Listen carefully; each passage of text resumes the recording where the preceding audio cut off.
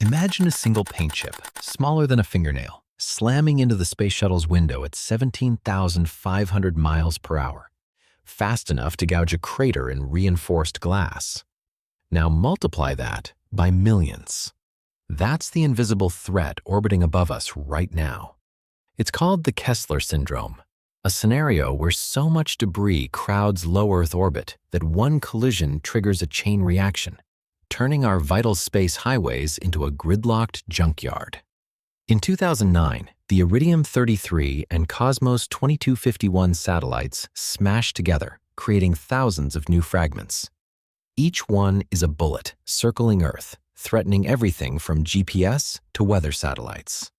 For decades, we treated orbit like an endless landfill.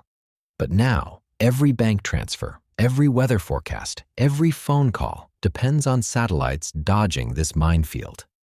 If we don't act, the orbital cage could snap shut, trapping us on Earth for centuries. So how do we pull off an orbital heist, cleaning up space before it's too late?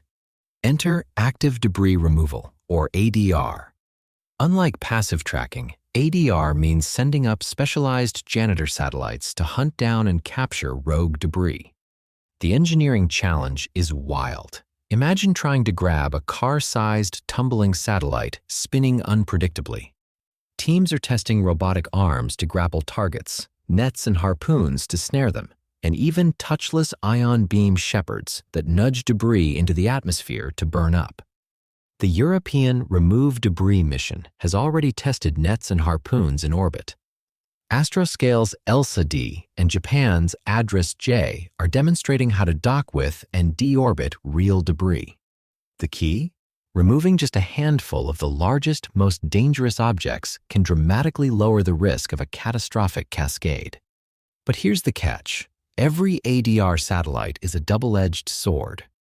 The same tech that cleans up junk could, in theory, disable a rival's working satellite. That's the dual-use dilemma. One nation's cleanup crew looks a lot like another's space weapon. Solving this means radical transparency and new international rules.